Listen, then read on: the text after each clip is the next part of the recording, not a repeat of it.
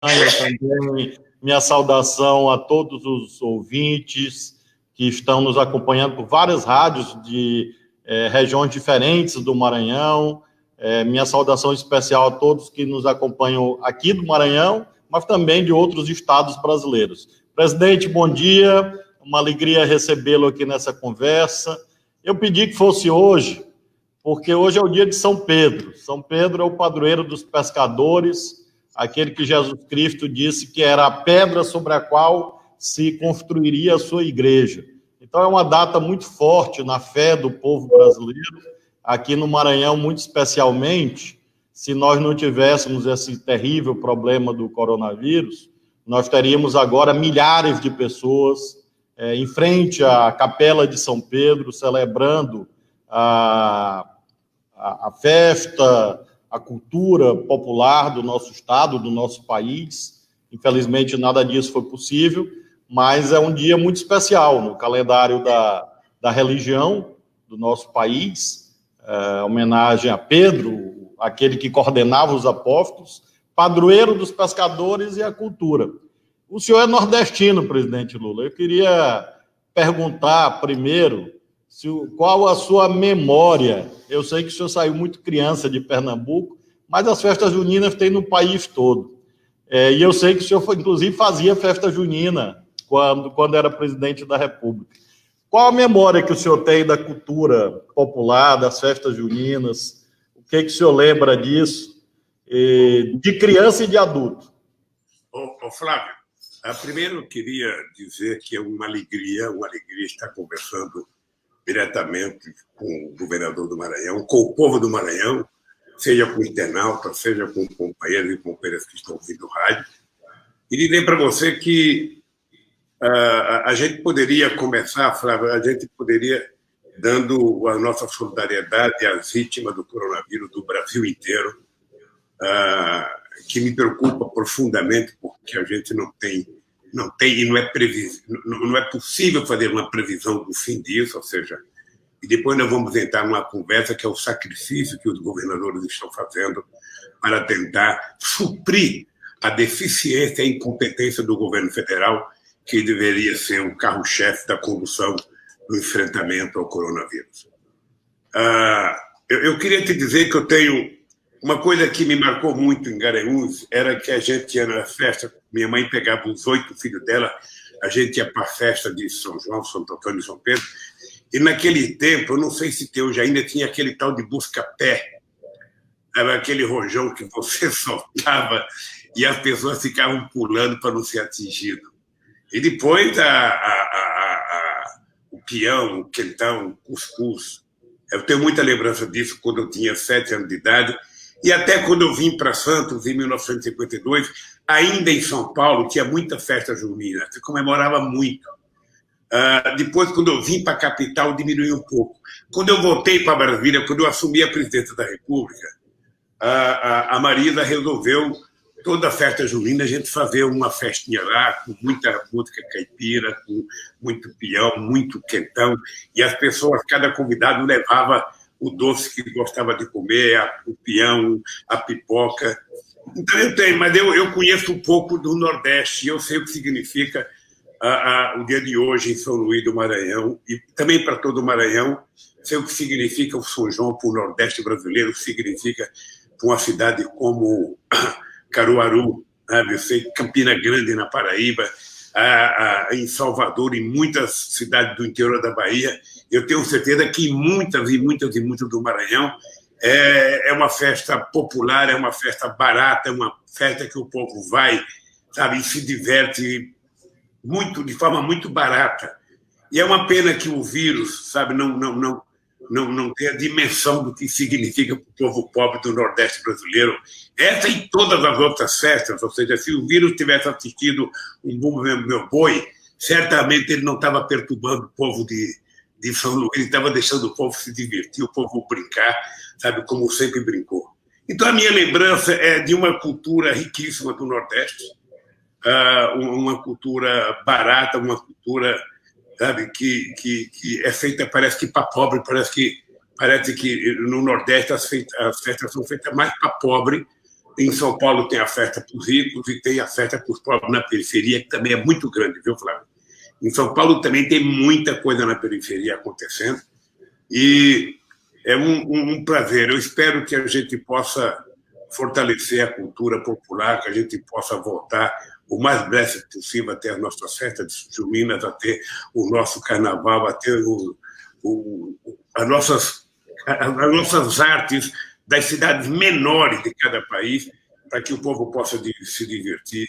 E eu acho que é isso que torna o Nordeste diferente culturalmente do resto do Brasil.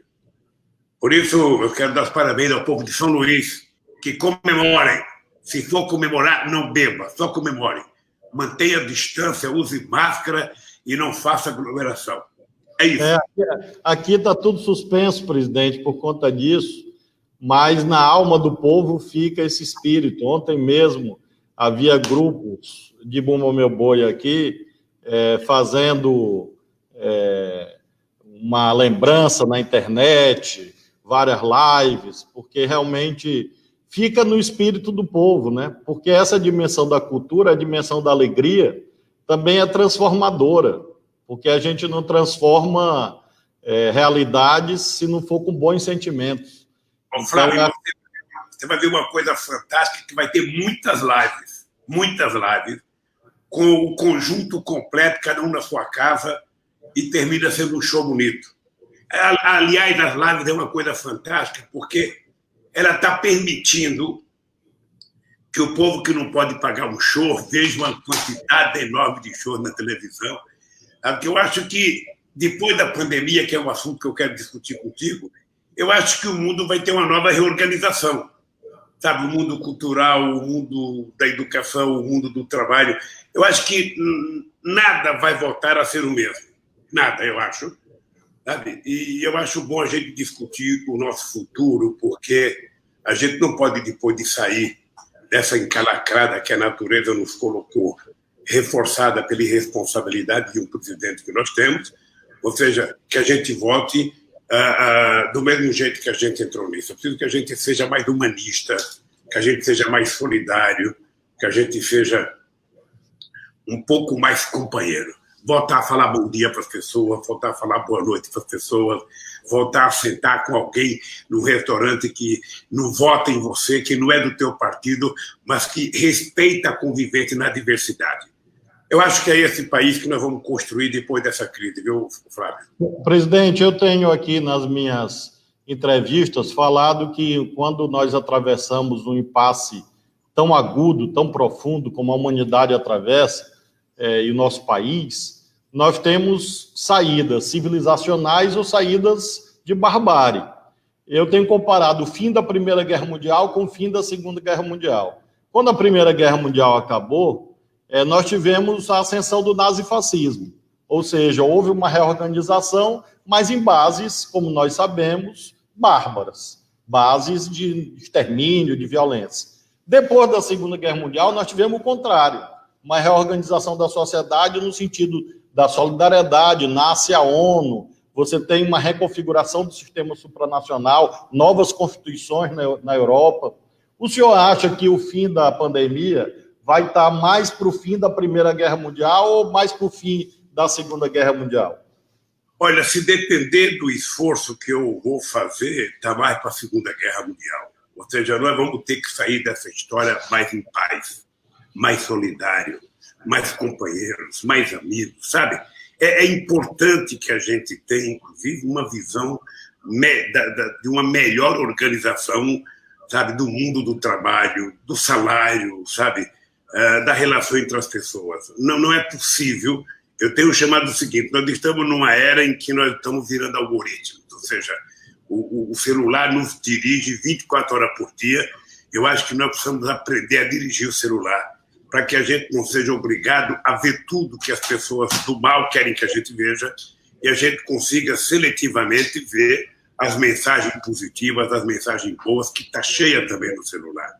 Então, eu penso muito que a gente vai ter um mundo melhor. Nós vamos ser obrigados a ter um mundo melhor, porque a gente vai terminar essa luta toda contra o coronavírus, a gente vai terminar de verdade quando a gente tiver vacina. A gente vai terminar, mesmo assim, todo ano pode ter uma crise. Mas a gente vai estar mais tranquilo. E aí nós vamos ter que pensar no mundo do trabalho. Eu fico horrorizado quando eu vejo o ministro da Fazenda dizer que deveria aproveitar a crise do coronavírus para fazer mais reforma. Ou seja, a mais reforma dele é tirar mais direitos dos trabalhadores, é privatizar mais empresas públicas. Você veja que a atitude que eles tomaram essa semana, Flávio, da água, é um absurdo, veja, porque a água ela é vida quando você a leva para casa das pessoas para beber, e ela é vida quando você a devolve ao mar, depois de tratar a água, sabe, das casas, os dejetos, ou seja, e de forma irresponsável, eles resolveram privatizar a água, um bem da humanidade, uma coisa que ninguém consegue viver sem beber água, e por isso é que o Estado não pode abrir mão, não pode abdicar de ser o responsável para garantir que todo mundo tenha direito à água tratável, potável, de muita boa qualidade, e também tratá-la, recolher os dejetos na casa das pessoas, recolher, sabe, e devolver ao Oceano Atlântico também tratada, porque também o oceano significa vida. Sabe? E eu acho que isso nós vamos ter que discutir. A questão ambiental ela vai voltar com muita força. A questão cultural vai voltar com muita força. Ou seja, não é possível num país do tamanho do Brasil, com a quantidade, com a riqueza da cultura popular, com a riqueza dos artistas que nós temos, o presidente não ter competência para escolher um secretário da cultura, um ministro da cultura. Ou seja, então ele vai colocando as pessoas contrárias. Ele parece que está fazendo uma reversão do bom senso. Ou seja, coloca no meio ambiente um cara que odeia o meio ambiente, coloca nos direitos humanos uma pessoa que odeia o humano, coloca na educação um cara que odeia a educação, coloca na cultura uma pessoa que odeia a cultura. Ou seja, onde é que nós vamos parar? Onde é que nós vamos parar assim? Então, eu penso, Flávio, que eu tenho acompanhado as tuas andanças pelo Brasil, tenho acompanhado as andanças de outros companheiros, e eu acho que nós estamos construindo, sabe, na sociedade um pensamento mais humanista. Eu acho que as pessoas vão votar diferente. Acredito nisso, e se depender de mim, eu vou trabalhar muito para isso, Flávio. Presidente, a pandemia, ela é terrível do ponto de vista da saúde, como nós sabemos, causa sofrimentos terríveis, e há também os desdobramentos econômicos, que fazem parte dessa preocupação humanista que nós temos. Hoje eu dei uma entrevista no site UOL para o jornalista, que bom, para o jornalista Sakamoto, e eu falo da temática do auxílio emergencial, como o senhor leu. O senhor conseguiu ter essa marca da preocupação com mais pobres. Eu vou lhe contar duas histórias. Uma o senhor vai gostar, a outra não sei. A primeira foi uma senhora que eu inaugurei uma escola digna, e ela veio, um pequeno sítio na frente da escola, ela me chamou pelo muro e disse: meu filho, ela já é uma senhora já no rumo dos 80, meu filho, 2 votos que eu dei na vida que valeram. Uma foi para ti por causa dessa escola, e a outra foi para o presidente Lula. E aí, isso num povoado do município de Barra do Corda. A outra história, uma senhora no município de Vargem Grande, no dia que eu inaugurei um restaurante popular. Ela me chamou, isso ano passado ainda, dizia assim: eu queria lhe fazer um pedido. E o senhor sabe que, pela experiência concreta da política, com justa razão, as pessoas pedem aquilo que elas estão precisando, direito, reclamam de algo que está faltando.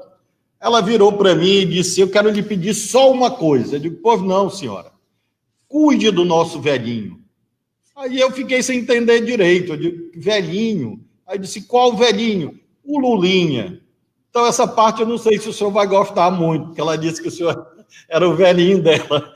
Mas ela com uma sinceridade, disse assim: cuide do nosso velhinho, defenda o nosso velhinho. Isso mostra, presidente, isso são coisas recentes, não são coisas antigas, não. Isso é coisa do ano passado e de 2018. Eu queria lhe perguntar como isso se vinculou ao povo com tanta profundidade, no coração da gente mais simples, Isso derivou de opções. E o senhor tem falado muito de colocar os pobres no orçamento. Luz para Todos é colocar o pobre no orçamento, Bolsa Família é colocar, universidade, ProUni, tudo isso é colocar os pobres no orçamento. O que é que o senhor acha que hoje, no Brasil, a gente tem que fazer, nós juntos, como nação, para colocar de novo os pobres no orçamento? Flávio, primeiro eu queria te dizer que você está fazendo isso no Maranhão. As informações que eu tenho, sabe, das pessoas que eu converso, as tuas entrevistas, é visível que você está fazendo isso no Maranhão. A minha tese ela é muito clara e muito prática. Tá? Enquanto você tiver um exército de pessoas que não têm competência financeira para consumir, esse país será pobre. Porque o que faz um país crescer, na verdade, é a qualidade de vida do seu povo. E a qualidade de vida do seu povo depende dos recursos que ele tenha, da educação que ele tenha. E os investimentos para gerar emprego dependem de demanda. Não tem nenhum empresário que vai investir uma fábrica no Maranhão para fazer estoque. Ele vai investir no Maranhão se tiver alguém que possa comprar. Por isso é que o Bolsonaro está encantado em criar. Você viu que ele agora está disputando com o Bolsa Família. Eu vi uma entrevista dele que ele está disputando. Porque ele tem um sonho de acabar com o Bolsa Família e colocar outro nome. Né? A renda básica, que inclusive é um projeto de lei que nós aprovamos quando eu era presidente, para a gente colocar em prática na medida que a gente tivesse condições. Eu não importa qual seja o nome, não importa qual seja o presidente, eu espero que seja uma pessoa, sabe, de esquerda, uma pessoa progressista, uma pessoa que tenha sentimento social, para compreender o seguinte: não é possível você deixar o povo fora do orçamento, porque o povo ele não é problema, ele é a solução. Eu dizia isso. Você não sabe, Flávio, quantas brigas eu tive com o ministro da Fazenda, que as pessoas não têm dimensão do que é pobre. As pessoas não têm dimensão do que é pobreza, não. As pessoas acham que pobre é apenas um número estatístico que você pode utilizar em campanha. 13 milhões de pobres, 14 milhões de pobres. Sabe? O pobre você só vai conhecer porque a pobreza, o cara que está com fome, você está do lado dele conversando e você não está vendo a dor que ele está sentindo. A pessoa não sabe o que é isso. E eu me convenci que esse país, Flávio, só vai para frente o dia que a gente extirpar desse país a pobreza. E a pobreza, ela se extirpa com desenvolvimento econômico, com muitos milhares e milhões de micro e pequenas empresas produtivas, com muita capacidade de produzir com qualidade, de exportar, com mercado interno muito forte, porque a base da economia de qualquer país é o mercado interno. Sabe? É o mercado interno, ou seja, ele é que dá a base para os investimentos nos países. E eu estou convencido que nós poderemos resolver isso. O Brasil, veja, agora nessa crise é um exemplo. Eu vou dizer para você uma coisa: a melhor coisa que aconteceu para enfrentar a crise foi o Conselho do Nordeste que vocês criaram. Vocês estão tendo um problema, vocês estão sendo vitimados pela arrogância e pela ignorância do governo, pela ignorância do Guedes. Sabe, vocês ajudaram muito, mas vocês também ganharam uma animosidade desnecessária. Porque, veja, um presidente da República, o que deveria ter feito? Deveria ter reunido os 27 governadores de estados, reunido um conselho de especialistas, pegando alguns pesquisadores competentes no Brasil, sabe? Pegando tipo da Fiocruz, tipo o Instituto Butantan, pegando médico especialista, juntar com os governadores, com o secretário de Estado, com o ministro da Saúde, e estabelecer uma estratégia para que vocês levassem aos prefeitos. E o governo deveria fazer com que escoasse o dinheiro no tempo certo para você fazer as coisas no tempo certo. Porque quando o dinheiro chega, sabe? E eu lembro que o presidente de Gana, quando eu ganhei as eleições, acho que na primeira semana, ele telefonou para mim em Brasília pedindo dinheiro para comprar um avião, pedindo um avião em Ipanema para acabar com a praga de gafanhoto. Eu, na época, na minha inocência, achei que era rápido. Chamei o Flávio Amorim e falei: certo, olha, vamos falar com o Congresso Nacional e vamos dar um avião para o presidente do Senegal. Demorou 8 meses, rapaz. O gafanhoto comeram tudo. E aí eu liguei para o presidente para pedir desculpa. Ele falou assim para mim: Lula, não tem problema. na outra praga, sabe, o avião vai estar aqui, eu não vou deixar acontecer. Então, o que nós deveríamos ter evitado? A praga chegar ao tamanho que chegou, se as pessoas tivessem se comportado dignamente, sabe, orientado por um governo que desorientou. Ia custar menos dinheiro, as coisas iam ser feitas na hora certa, e o dinheiro tinha que fluir. Ô, Flávio, eu estou discutindo com os economistas aqui. Eu, se fosse o governo, eu tinha feito o Tesouro rodar dinheiro novo. Rodar dinheiro novo é o seguinte: nós estamos em guerra e nós vamos vencer essa guerra. Então, nós vamos utilizar quanto de dinheiro for necessário para salvar vidas. Depois a gente vai discutir. Quando acabar a guerra, nós vamos discutir. E eu dava como exemplo o Roosevelt. Imagina se o Roosevelt fosse discutir o orçamento dos Estados Unidos para preparar para entrar na Segunda Guerra Mundial. Você sabe quanto o Brasil gastou, Flávio, do orçamento na Guerra do Paraguai? 11 orçamentos. O Brasil gastou 11 orçamentos para vencer a Guerra do Paraguai. Nós precisaríamos gastar, se fosse necessário, um orçamento inteiro para salvar o povo brasileiro do coronavírus. Depois que a gente tiver com a vida salva, a gente vai discutir como resolver. A sociedade teria interesse de discutir. A sociedade teria interesse de encontrar uma solução. E aí, você, com esse dinheiro, você cuidaria só do coronavírus e você poderia pegar um pouco das reservas, transformar em reais e fazer um investimento de infraestrutura para começar a gerar emprego e para tornar o Brasil preparado para a produção depois que terminasse o coronavírus. O governo não está fazendo nada, o governo só fala em vender, agora quer vender Banco do Brasil, Eletrobras, Caixa Econômica Federal, ou seja, e vai vender o pré-sal na nossa cara, vai vender o pré-sal. Ou seja, então, não vai dar certo, Flávio, não vai dar certo. Presidente, o senhor quer entrar em política, que eu acho que a nossa conversa não precisaria entrar por isso, mas é o seguinte: se o Bolsonaro não mudar de comportamento, nós vamos nos arrastar até 2022 chorando a morte de milhares e milhares de companheiros nesse país que poderiam ser salvos. Poderiam ser salvos. Porque vocês, governadores, provaram que têm competência para fazer. Agora, muitas vezes, a dificuldade que vocês enfrentam, o dinheiro não chegar na hora, o financiamento não chegar na hora, o leito não chegar na hora, o remédio não chegar na hora, obviamente que dificulta. E o povo do Maranhão, o povo do Brasil tem que saber o seguinte: somente quem pode produzir dinheiro novo é o presidente da República, é o governo federal. O governador não tem como produzir. O governador, no máximo, pede e fica esperando. E ao invés do presidente da República atender com carinho, ele fica xingando os governadores, fica avacalhando com os governadores, quando ele deveria ser o responsável de tratar os governadores do jeito que os governadores estão tratando ele. Então, o crescimento econômico, meu caro Flávio, vai ser uma tarefa extraordinária para a gente trabalhar no próximo período. O senhor sabe que o comentário que eu ia fazer é que essa ideia que o senhor apresenta de uma coordenação nacional foi apresentada ao Bolsonaro pelo ministro Gilmar Mendes, do Supremo.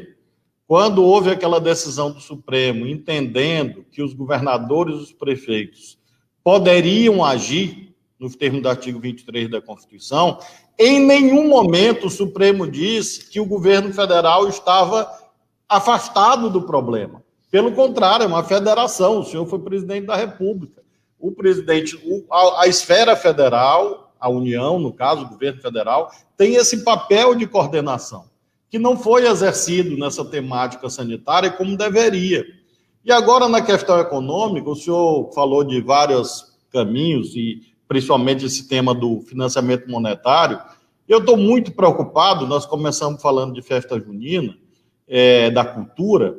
Nós temos perda de renda. Quando a gente deixa de fazer festa junina, a economia da cultura para. Tem até uma lei aí votada no Congresso para o Bolsonaro implementar, que a Jandira Fegali foi relatora, a Lei Aldir Blanc de apoio à cultura. Você desorganiza cadeias produtivas. E eu estou vendo agora, presidente, e eu queria lhe ouvir sobre isso, a dificuldade de micro e pequenas empresas. Porque, com muita muitos obstáculos, o auxílio emergencial, por esse período, está andando. Nós queremos que ele aumente, que ele seja prorrogado. Mas a situação das micro e pequenas empresas, agora, é dramática, porque havia uma ideia, o senhor falou de demanda, de que bastaria abrir tudo, que o consumo ia voltar. E agora muita gente está descobrindo que não. Eu vi uma nota agora da Associação Brasileira de Shopping Center, dizendo que em São Paulo a queda das vendas tinha sido de 70%, de 80%.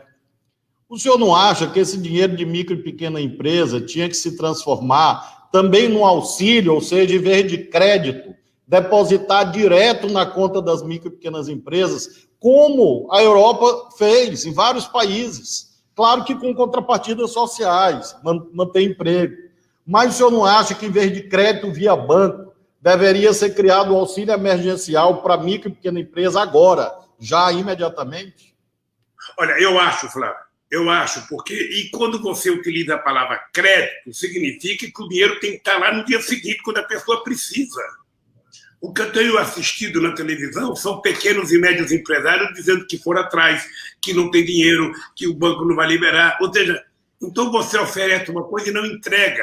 Seria muito melhor que o governo colocasse à disposição para manter o emprego de uma quantidade de dinheiro para os micros e pequenos empreendedores. Seria muito mais barato para o Brasil. Porque o que vai acontecer? Tem muita gente quebrando, e essas pessoas que quebram vão sair endividados, e essas pessoas que vão sair endividadas não vão ter condições de recuperar, sabe, os investimentos que fizeram e começar a funcionar, e continuar funcionando. O dado concreto, Flávio, é que o ministro da Fazenda do Brasil, ele é um cidadão de um pensamento único. Me parece que o modelo Pinochet, sabe, cravou na cabeça dele e não sai. Ou seja, ele acha que o Estado não vale nada, ele acha que o Estado não pode nada, ele acha que o Estado não pode se endividar. Eu estava vendo essa semana, a dívida pública americana era 107%, já está 139%. Tá? E assim, quando quebrou o Lehman Brothers, presta atenção, Flávio, quando quebrou o Lehman Brothers, sabe? Primeiro teve o subprime nos Estados Unidos, que 10 milhões de pessoas perderam a casa. Não houve uma ajuda para as pessoas comprarem casa. Mas para salvar o Lehman Brothers, até agora já se gastou quase 25 trilhões de dólares para salvar o sistema financeiro. Ora, imagina uma parte desse dinheiro ajudando o empreendedorismo, ajudando o desempregado, ajudando o continente como a África do Sul, o povo virar um pouco de consumidor de alimento. Então, eu estou convencido que, quando eu falo de rodar dinheiro, as pessoas falam que você não tem responsável. Não. É que se você alargar a base monetária, seja 300, seja 400, não vai causar nenhuma inflação. Não vai causar nenhuma inflação. Esse dinheiro tem que ser usado especificamente para cuidar do coronavírus. E a gente vai se virar com o resto. A gente vai tratar de garantir, de cuidar do emprego, de cuidar da oferta do que nós queremos fazer de obra pública nesse país. Quais são as principais obras que o Maranhão precisa, que Pernambuco precisa? Você sabe como é que nós fizemos o PAC, Flávio? O PAC, nós escolhemos as obras principais do governo federal, depois conversamos com todos os governadores para apresentar as principais obras do Estado, e depois conversamos com quase todos os prefeitos das cidades acima de 50 mil habitantes para mostrar quais eram as obras principais. A partir daí, você montou um processo. Para alguns estados com mais dinheiro, a gente dava financiamento, para os mais pobres, era dinheiro do orçamento. Olha, esse é o papel do governo. Esse é o papel do governo. O papel do governo é ter ação direta para resolver os problemas, coisa que nós não temos. Aí, quando você fala na cultura, se esse governo, se o Bolsonaro, ao invés de ter a relação dele com o miliciano, tivesse com a cultura popular do Rio de Janeiro, ele iria perceber quanta segurança ele poderia oferecer ao Estado com o envolvimento da sociedade e quanto dinheiro poderia gerar com a cultura popular funcionando. Financiar mesmo, financiar para a pessoa fazer live, financiar para a pessoa fazer apresentação através da televisão, criar um fundo cultural, como a lei, sabe, que você citou, e fazer o dinheiro sair. Porque, Flávio, você sabe que você é governador de Estado. Se não chega o dinheiro para você, você não pode repassar para o prefeito não pode contratar nada, ou seja, fica parada a economia. O papel do governo não é fazer discurso ou fazer fake news. O papel do governo é organizar a sociedade como se fosse um maestro. O seu Bolsonaro não tem que gostar do Flávio Dino. Ele não tem que gostar do Camilo. Ele não tem que gostar do governador Dória. Não, ele tem que governar o Brasil.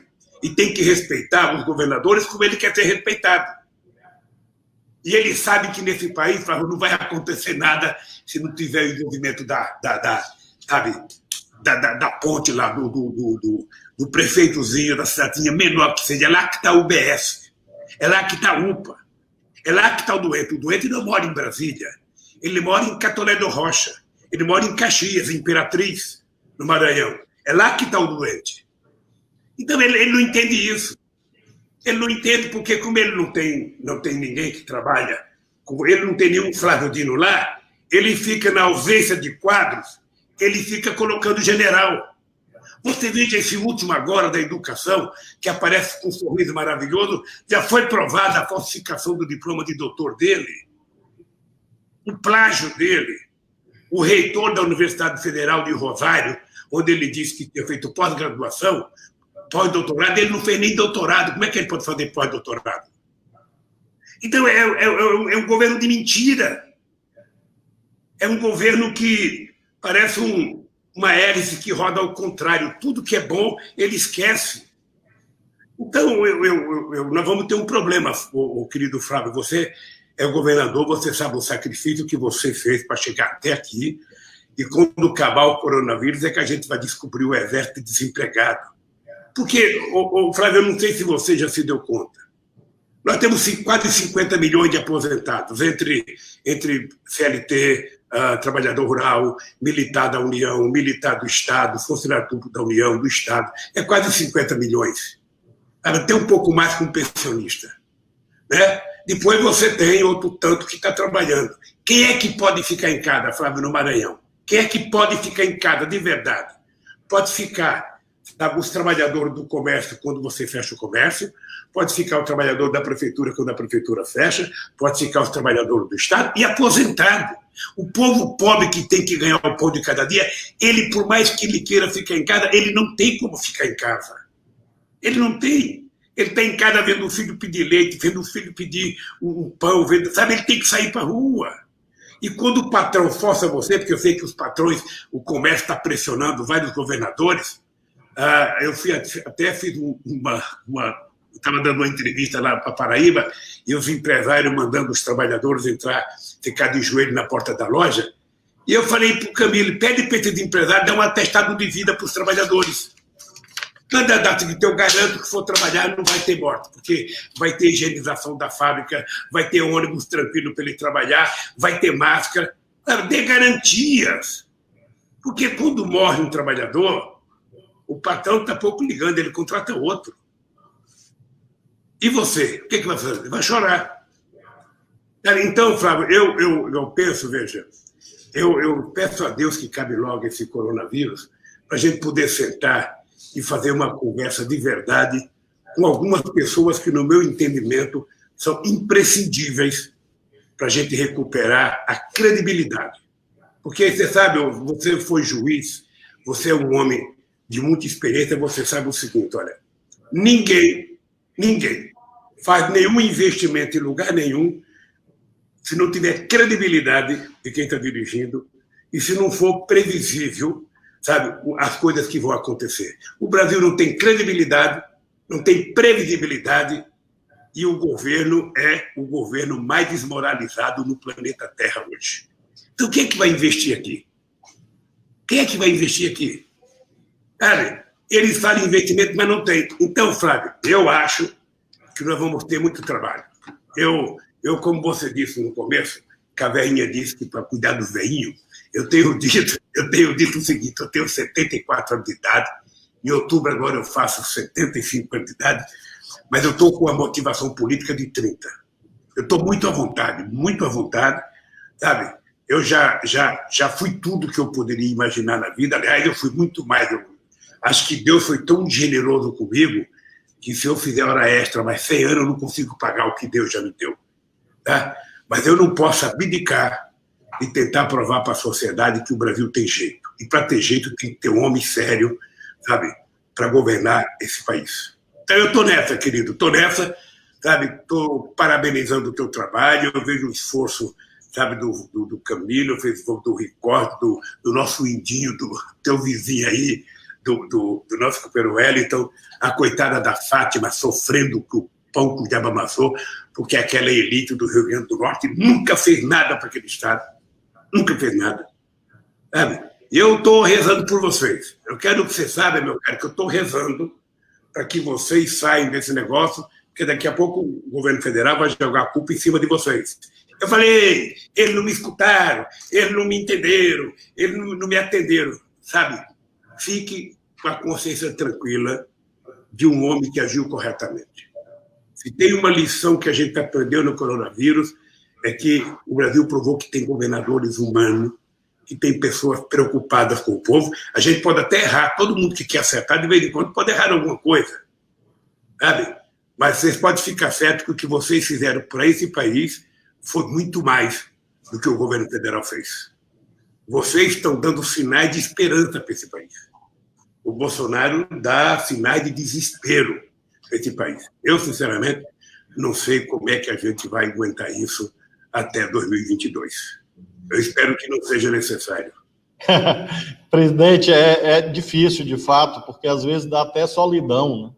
Porque você fica meio que remando e você está aqui no barco querendo que ele ande para frente. Eu já peguei um período difícil e no governo e outros companheiros governadores.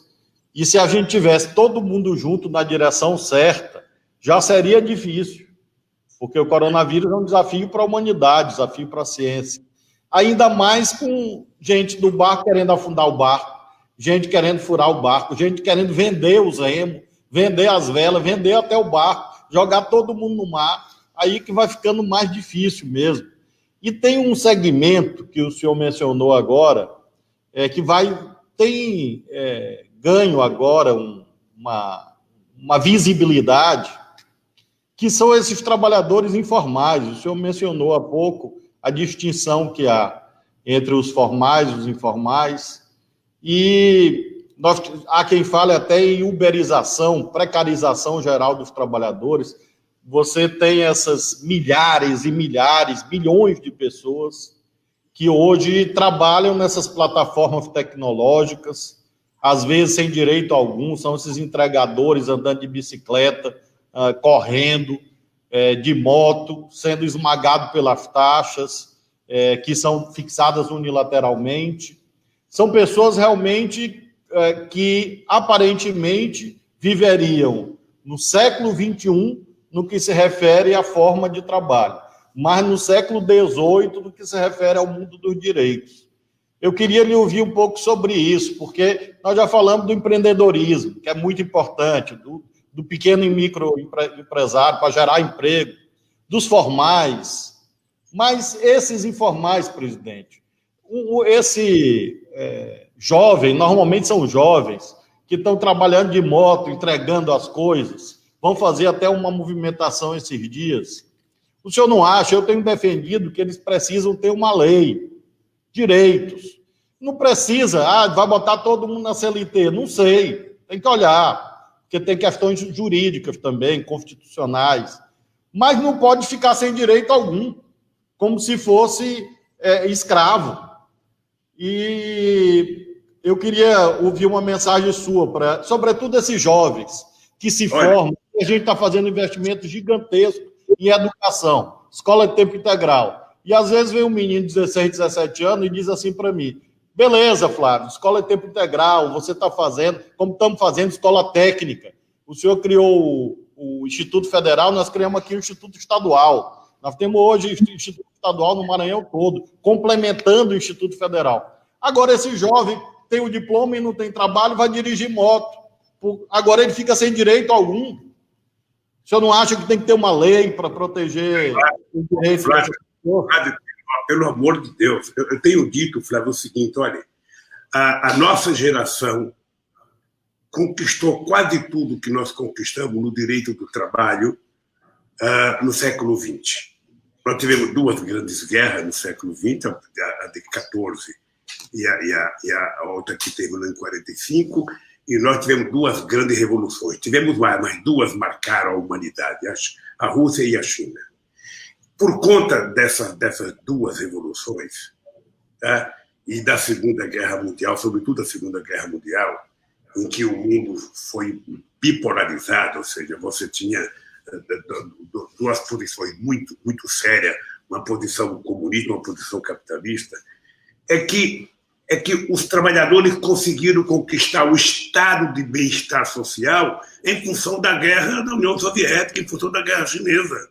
Foi com medo de que os trabalhadores da Europa Ocidental, sabe, fizessem mais greve do que já estavam fazendo, brigassem mais, que o capitalismo resolveu atender uma grande parte da demanda dos trabalhadores. E nós chegamos ao estado de bem-estar social. Aqui no Brasil nós não chegamos a isso.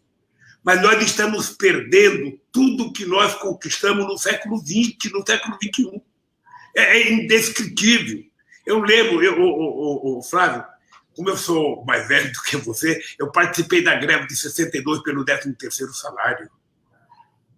Eu participei daquela greve, eu já estava dentro de uma fábrica com 15 anos de idade. Então, nada que os trabalhadores conquistaram veio de graça, foi muito sacrifício, muito, mas muito sacrifício. Eles acabaram com tudo. E para os trabalhadores, acabaram com o direito e venderam a ideia de que todo mundo era microempreendedor. Agora que as pessoas estão descobrindo, o companheiro está numa moto entregando pizza meia-noite, 1h da manhã, entregando outra coisa de bicicleta. Se ele se acidentar, ele não tem nenhum plano de seguridade para lhe garantir. Se ele se acidentar, ele é mandado embora sem nenhum direito. Se roubar a bicicleta dele, ele não tem como receber. Se roubar a moto, ele não tem como receber. Então, ele não é microempreendedor, é quase que um microescravo. A gente não gosta de falar isso, mas no tempo da escravidão, o senhor do escravo era obrigado a ter responsabilidade com a comida do escravo e com a saúde do escravo, porque era uma propriedade dele. Olha, depois de nós fazermos greve, guerra, revoluções e ganhar um estado de bem-estar social, eles tiraram tudo, em nome da modernidade. Eu vi naquela reunião, que eu não sei aonde foi feita, aquela que eles falaram muita bobagem, o Guedes falar para o Bolsonaro, se eu fizer mais um pouco de reforma, eu vou gerar mais 4 ou 5 milhões de empregos. E o Bolsonaro acredita. Ele não vai gerar coisa nenhuma, ele vai gerar subemprego de pessoas, sabe, que não tem nenhuma qualificação. Qual é a qualificação de entregar pizza? Qual é a qualificação de entregar almoço? Eu vi um motoqueiro falar uma coisa linda. Eu falei, é muito difícil a gente andar, sabe, com um cheiro de comida atrás da gente e a gente com fome na frente. É verdade, eu falo. Então, é preciso... Eu acho que a Justiça do Trabalho deveria ter reagido mais. Acho que o Ministério Público do Trabalho deveria ter reagido mais. Sabe? Mas nós vamos ter que reagir. Não tem jeito. Nós vamos ter que fazer uma lei para regulamentar o direito dessas pessoas que estão deserdadas pelo Estado brasileiro. E aí eu volto a uma coisa que você perguntou agora há pouco, ô Flávio, que eu acho fantástico, é o seguinte. Imagina você se não existisse o SUS no Brasil. Imagina, o SUS é responsável por estar salvando esse país. E é bom essa elite lembrar que 63% do leito do SUS foram feitos em 13 anos de governo do PT. É importante lembrar. Porque eles mostram os defeitos, eu tenho que mostrar as virtudes. Ou seja, e o SUS, você está lembrado, em dezembro de 2006, sabe, para terminar o meu primeiro mandato, os tucanos tiraram a CPMF, a pedido do Paulo Scaff, a pedido para tiraram 40 bilhões de reais. Eu mandei uma carta para ser lida pelo Pedro Simão, dizendo que se fosse aprovada a CPMF, eu daria 100% de CPMF para a saúde. Eles acabaram. E acabaram por ignorância, porque muitos que votaram para acabar com o CPMF foi governador 2 anos depois.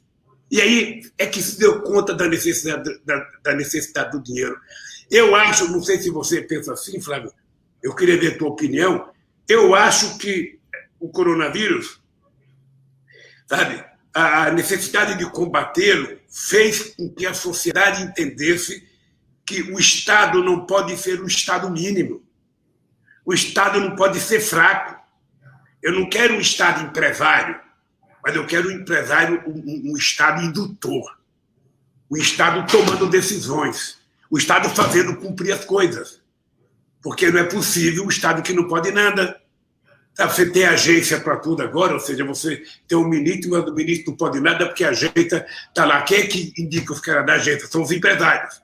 Então o Estado brasileiro foi privatizado. Foi privatizado, é só você olhar da agência quem é que está lá dentro.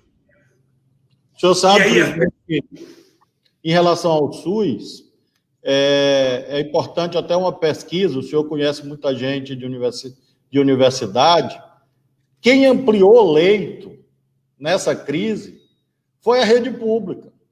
Eu lembro que em 2019, a agenda que se falava era de acabar com o SUS, governo federal, e colocar no lugar um voucher, um cupom, um vale, um cartão, um plano de saúde. Ou seja, a gente ia andar para trás. O senhor sabe o que teria acontecido se isso tivesse ocorrido? As pessoas iam ter até o voucher na mão, vamos imaginar que tivesse. Lá o cheque, o cartão.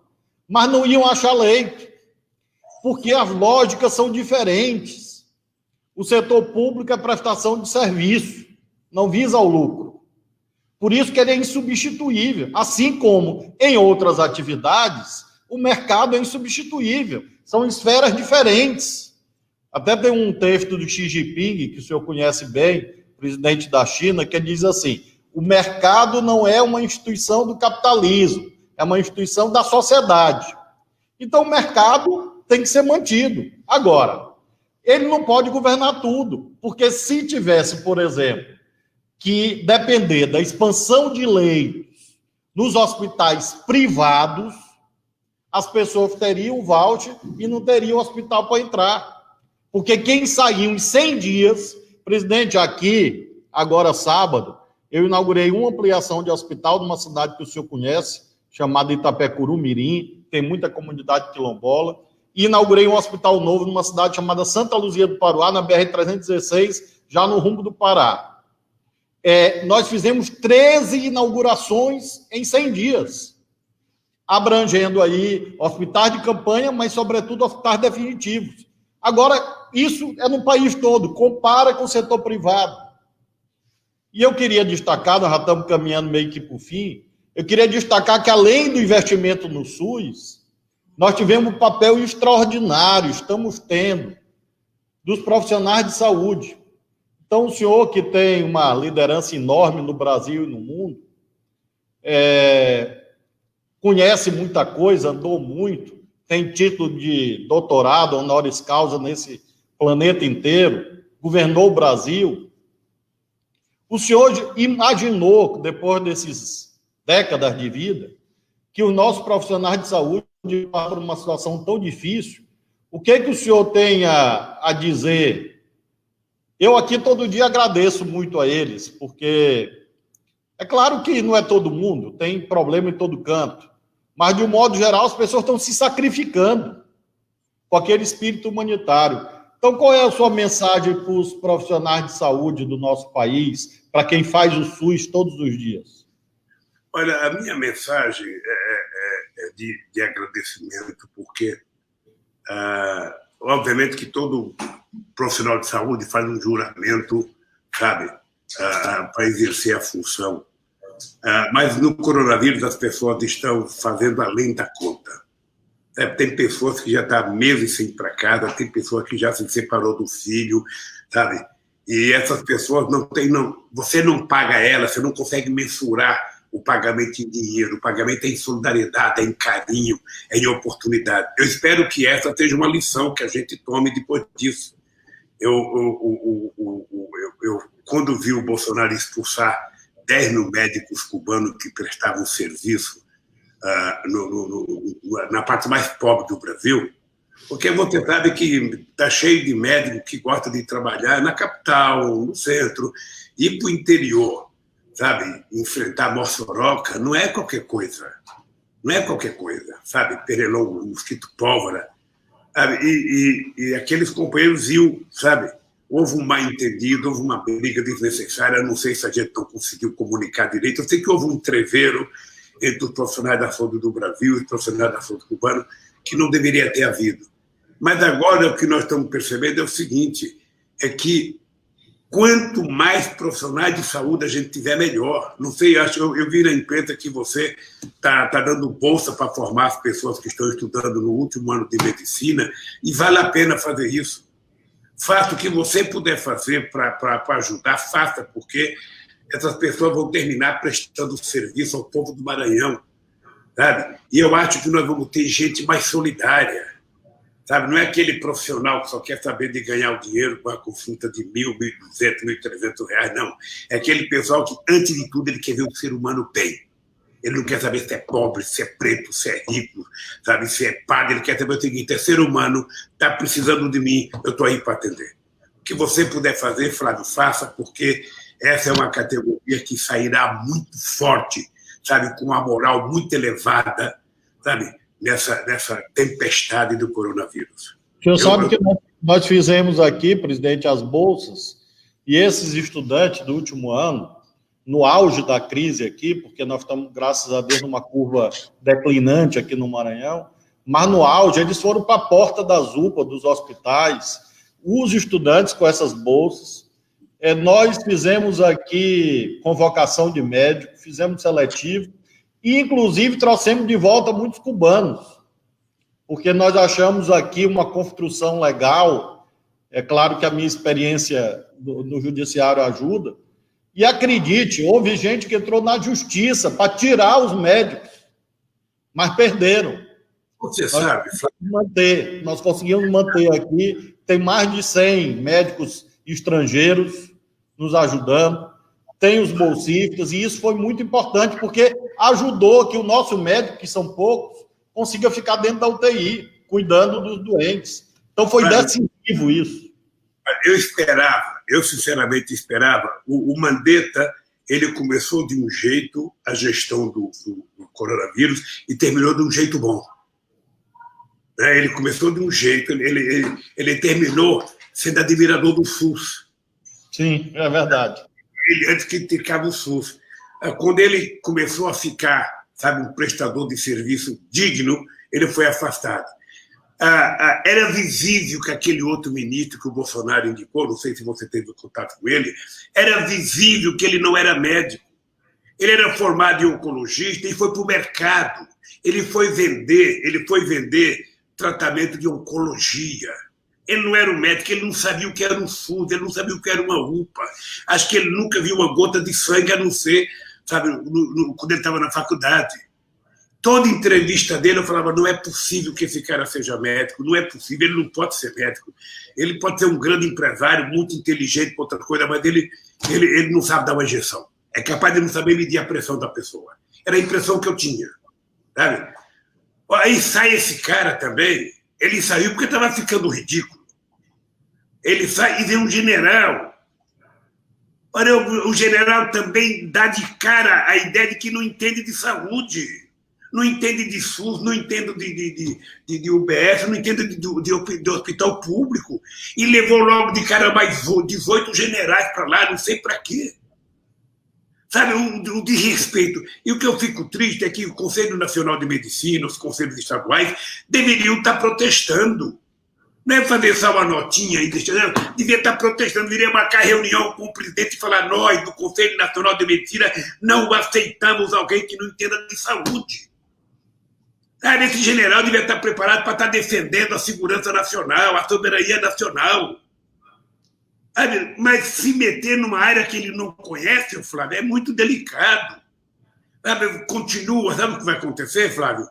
Em algum momento vai manchar o nome das Forças Armadas Brasileiras, que não deve se meter a fazer o que não sabe fazer. não deve se meter a fazer o que não deve fazer. Porque o Bolsonaro, como ele não tem gente preparada do lado dele, ele se escuda no militar.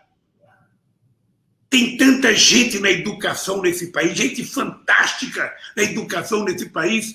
No Maranhão deve ter uns 50, em Pernambuco deve ter uns 50 altamente qualificados. Não, ele vai buscar um cara que falsificou o diploma, pô.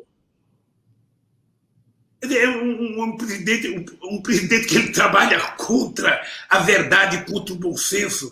Sabe? Então, eu acho, Flávio, por Deus do céu, olha, você não sabe o orgulho que eu tenho de vocês, governador nordestino. Você não sabe do orgulho porque eu sei o que o Nordeste tem passado na história do Brasil. Porque depois de 1808, sabe, que a riqueza foi canalizada, sabe, todo para Minas Gerais a partir de 1690, a enxurrada de ouro, ou seja, o Nordeste foi empobrecendo, e de repente a gente consegue ser o lugar do Brasil que tem governadores mais jovens, governadores que renovaram a política, mais atuantes, com mais vontade de brigar, sabe? E eu só queria te pedir uma coisa, Flávio, não desanime nunca. Se você sair na rua e um cara te xingar qualquer coisa, não dê bola, não. Sabe? Continue trabalhando, porque eu acho que qualquer pessoa que entender de política sabe que vocês estão fazendo as coisas certas, que o conselho é uma coisa nobre, sabe? Que é difícil, mas vocês estão dando um jeito. Você está lembrado? A gente tinha criado o conselho de prefeitos para comprar coisa mais barata, para comprar... Sabe? Está provado que tem jeito o Brasil. Está provado que o Brasil não pode ficar dependendo da esmola do presidente da República. O presidente da República, quando ele promete, faz um acordo e promete passar dinheiro para o Estado, esse dinheiro tem que sair na semana seguinte. Porque a burocracia do dinheiro chegar no Maranhão é tão difícil, sabe, que com boa vontade não chega, imagina com má vontade. Presidente, eu queria, nós temos só um minutinho, nós temos 1 minuto e meio só. E eu queria agradecer muito ao senhor, agradecer a todos que nos acompanharam, e queria que o senhor deixasse uma mensagem, como eu deixo também, de solidariedade às famílias das vítimas do coronavírus, porque a gente precisa ter ideias, mas ter, acima de tudo, sentimento, coração. Então, obrigado ao senhor, obrigado a todos que nos acompanharam, e passo o senhor para a mensagem de encerramento, dedicada a essas famílias. Flávio, eu queria primeiro te agradecer o carinho, e eu tenho acompanhado um pouco a sua vida, as suas andanças. Quero agradecer o que você tem feito pelo povo do Maranhão, sabendo que quando a gente governa, a gente nunca consegue fazer tudo o que precisa fazer, por mais que a gente queira fazer, às vezes a gente não consegue fazer. A gente não deve fazer nada esperando agradecimento. A gente, quando governa, a gente faz as coisas porque sente que é necessário fazer, mas não vai ficar esperando agradecimento como o Bolsonaro. Tudo que ele faz, ele quer um agradecimento. E eu quero dizer ao povo do Maranhão para ter fé em Deus, que de cabeça erguida, com muita vontade de lutar, a gente vai terminar aprendendo muito e vai sair muito forte dessa crise do coronavírus. A gente vai ver. Eu tenho, às vezes, a esperança de que Deus faz as coisas, sabe, escreve certo por linha torta. Quem sabe esse susto que a humanidade está tendo é para a gente se dar conta de que cuidar do meio ambiente não é uma coisa, sabe, secundária, não.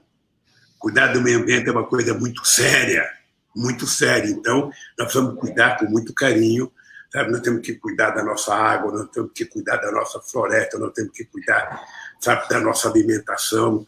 Nós precisamos, sabe, dar importância para isso, porque tudo isso significa vida. Na medida que a gente vai destruindo, a gente colhe uma praga como essa. Não sei se você está vendo, até uma praga de gafanhotos chegou, estava ali no Uruguai, na Argentina. Eu pensei que não existia mais no Brasil isso, e vai chegar. Isso significa que nós estamos mexendo de forma errada na questão ambiental. Então, eu quero te agradecer e quero que você saiba que você tem um amigo aqui em São Paulo. Um amigo para muitas coisas nesse país, tá? Eu vi uma cena ontem do cara falando que a palavra mais bonita que ele aprendeu foi no cara que ensina Libra, sabe, que essa aqui é a palavra amigo, ou seja, que é a palavra mais forte que ela aprendeu. Então, eu quero dizer o seguinte, olha, conte comigo, sabe, em qualquer circunstância, porque o Brasil está precisando de gente séria. E você e o nosso governador do Nordeste têm dado um exemplo para nós. Tá? Não baixe a cabeça nunca, nunca, sabe? Porque se eles botarem uma cangaia, você terá dificuldade de levantar a cabeça. Um abraço para a família, sabe? E um abraço ao meu querido povo do Maranhão e ao povo do Bumba Meu Boi. Obrigado, presidente. Obrigado pela sua gentileza. E o senhor está devendo a visita aqui no Maranhão, viu? Eu estou devendo, mas daí Mas só depois do coronavírus. Quando passar tudo isso, aí a gente vai fazer a agenda, porque a gente tinha combinado no começo do ano, mas aí veio essa tragédia e a gente tem que vivê-la. Abraçar sempre todas as famílias do nosso estado, do nosso país. E o senhor representa muito para a história do Brasil. Flávio, se você não leu ainda, leia esse livro, ó, 1889. Do Laurentino, né? Eu li o livro dele sobre escravidão, o volume 1. Tem um de escravidão, tem 1822, 1808 e 1989. Se lê desses 3 livros, a gente vai ter claro o que aconteceu nesse país durante o período da escravidão. Eu estou lendo a biografia do Mandela. Abraço. Eu li. Eu estou lendo a biografia do Mandela. O senhor conheceu o Mandela, né? Conheci. Conheci o Mandela lá na África do Sul e conheci em Cuba. Eu participei do 1º de maio com o Fidel e com o Mandela. Deve ter sido um momento memorável, porque eu estou lendo a biografia dele e estou encantado com a... Claro que eu conhecia, mas o senhor falou aí desse livro. Eu não trouxe o meu para mostrar, mas eu estou lendo a biografia do Mandela, porque a experiência do CNA, do Congresso Nacional Africano, acho que ensina muito para o Brasil também, para esse momento que o Brasil vive. Presidente, obrigado, viu? Meus agradecimentos aos internautas e a todas as rádios. Presidente, nós tivemos conosco aqui dezenas de rádios, quero agradecer a todos os radialistas. Muito obrigado aos internautas também. Obrigado a todo mundo. E fique com Deus e bom feriado, querido. Amém. Obrigado, presidente. Tchau, meu irmão.